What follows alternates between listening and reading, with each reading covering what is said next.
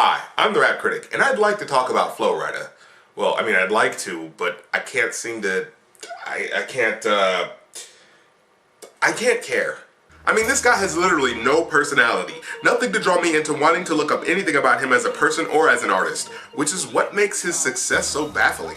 If you consider the fact that the guy has no presence on hip-hop websites or pop music sites in general, he doesn't hang out with any specific crowd of people like Young Money or Maybach Music, and if the guy combined the record sales of his last 3 albums, he still wouldn't be going gold, it's staggeringly confusing to know that he's had 5 top 10 songs in the last 3 years. You know, I wouldn't be surprised if he was some rapping android created by Warner Music Group to make inoffensive generic party songs that elicit maximum positive responses from nightclub patrons. And it's not just because he makes club music.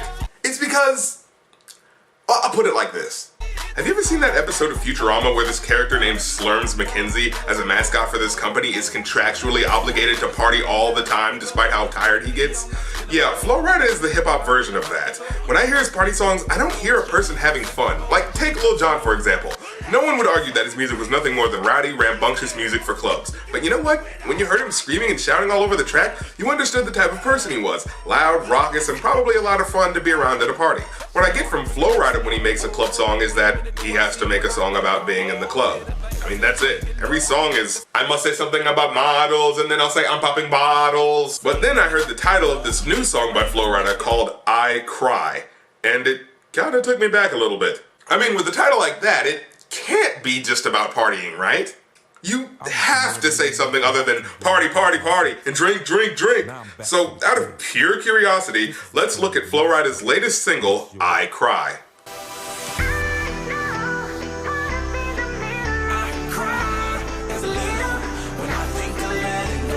Oh hey, this song actually does sound like it's gonna be about something. So this song's about him being sad and having to let something go. I wonder what he could possibly be talking about. What actual peek into Flo Rida's psyche are we going to get with this unexpectedly more reflective, sad, and somber... What are you doing? The song is called I Cry. Why is the beat so up-tempo and not unhappy? Are you really gonna do this? Are you really gonna rap about being sad and melancholy over a manic dubstep beat?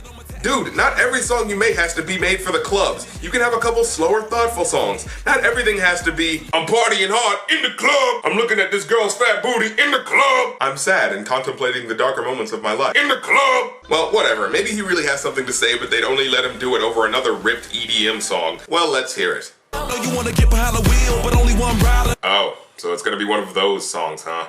You know, those songs where the chorus is about one thing, but the verse is about something completely different. Yeah, president is black. Now lean back, lean back.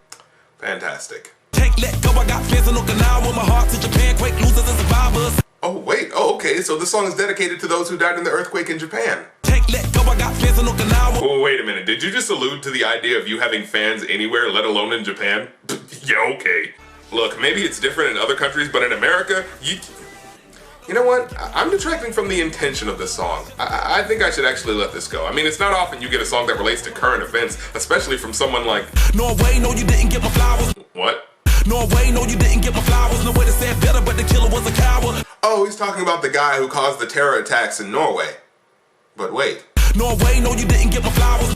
Why would you specifically note that you didn't bring them flowers? Like, you might as well have said, hey, your family died horrifically by being thrown into an active volcano, and I bought nothing to symbolize my sympathy.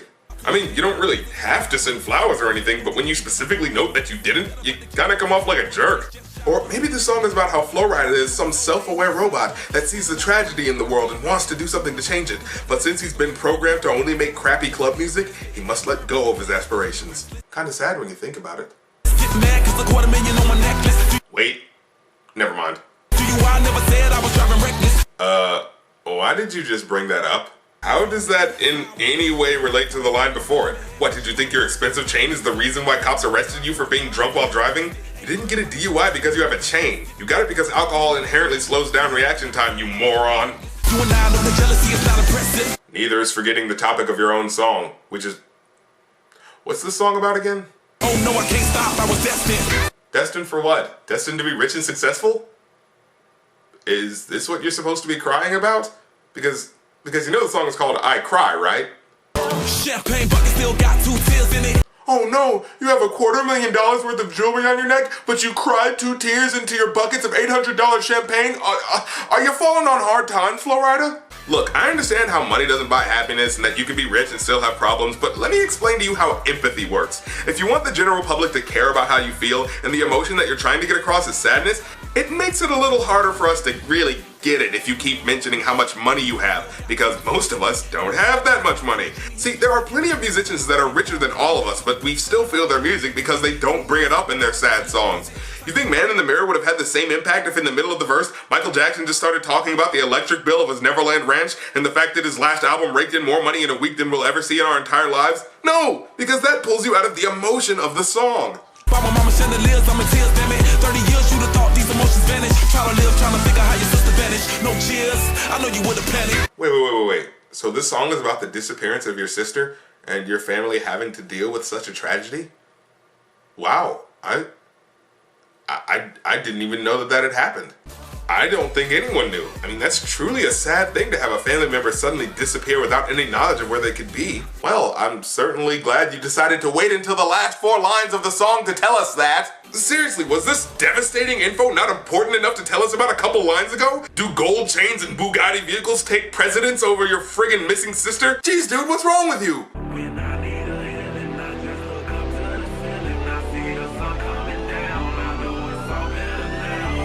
So whenever you need to feel better, you just stare at the ceiling? I mean, I get looking at a sunset. A sunset is beautiful, but first, you just look at the ceiling? He doesn't even say he prays or anything. He just says, I look at the ceiling, and I feel better now.